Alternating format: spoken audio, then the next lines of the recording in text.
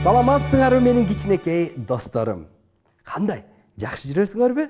Ой азаматтар, жомок укуңар келеби? Билесиңерби, бүгүн биз чоң апаларга арнайды жомокту. Анткени жомогумдун аты чоң эне жана түлкү деп аталат. Түлкү жөнүндө да угалы? Кананда чоң эне туурасында жана түлкү туурасында кызыктуу жомогумду уккула. Илгери бир карып калган чоң эне болуптур. Бул чоң эненин бал челеги жана бир канча кою бар экен.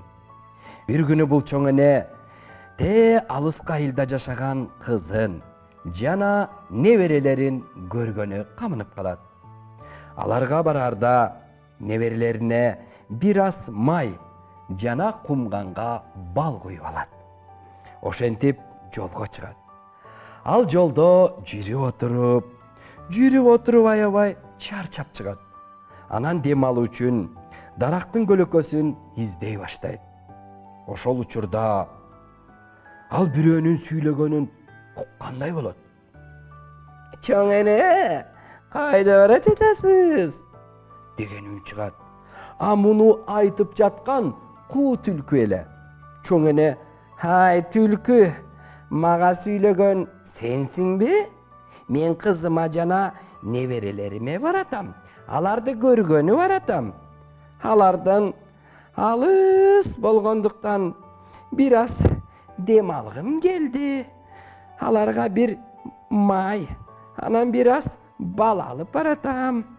Алар май менен балды аябай жакшы көрүшөт.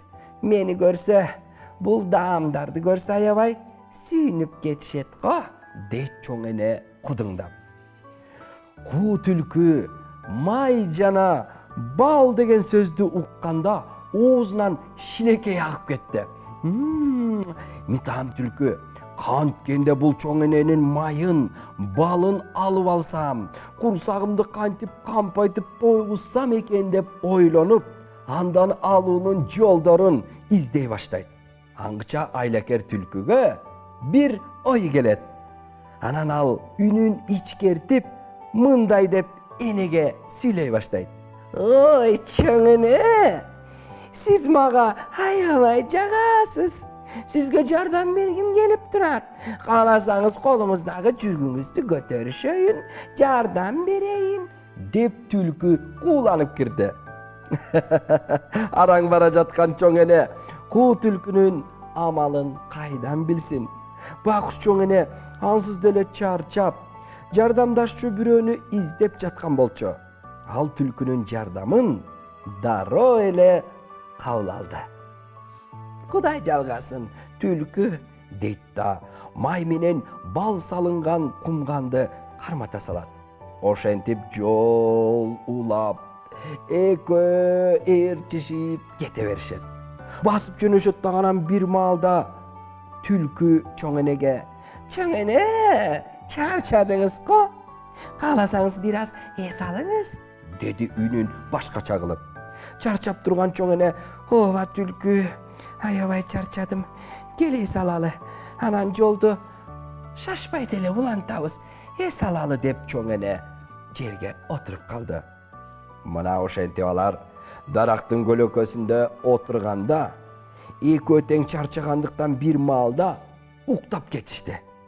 Түлкү болсо уктабайт, калп эле көзүн жууп уктамыш болуп калат.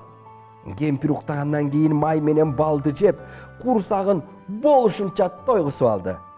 Бир убакта чоң эне ойгонуп кетет. Анан алар кайра жолун улантышат. Анан айылга жакындап калганда куу түлкү уруксаат суранып: "Чоң эне, менин ушул жерден кайтайын. Сиз өзүңүз жетип аларсыз. Айылга кирсем иттер мени талап жеп салышат. Мени аябай жаман көрүшөт ал иттер", деп ошол жерде калып калды баягы түлкү. Чоң эне байкуш эч нерсе менен иши жок. Кол булгалап түлкүнү узатып жиберет. Түлкү кеткенден кийин чоң эне колундагы идиштерин кандайдыр бир жеңил болуп калгандыгын сезет. Ачып карайт да görgön gözüne işene albaydı. Anan tülkünün aldaganын bilip, tülkü, hevagile, menin sazayımdı bergen eken da, ay dep kaygırıp kalaverdi.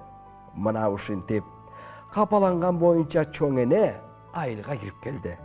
Neberelerine jetkende başынан ötken okuyanı tökpey çaçpay aytıp beret. Anan ayındarım, hiç kaçan tattуу sözgө aldanbagla. Tattуу sözdü ku jana kalpıçı kişi gana aytat eken. Buga siler taptakыр işenbegile dep çoň ene neberelerine özünün akılını aytkan eken. Siler da tülküдөй ku bolbogula. Makılbı dostlar? Hiç kimdi aldabagıla. Antkeni aldamçılık bul en jaman sapat. Mına oşentip dostlar, çoň ene neberelerine hiç nerse albay kuru geliptir.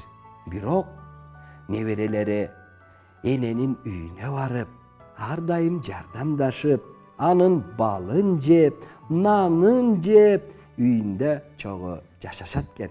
Dostlar, tülküдөй en jaman ku janawardy men körelekmin.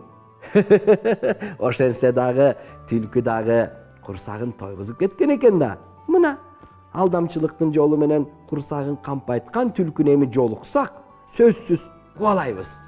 Mına dostlar, бүгүnkү çoň ene jana ku tülkü degen jomok ayagına çıktı. Emi akырын barıp uktagıla dostlar. Jakşı jatıp jay turgula. Beypil tün.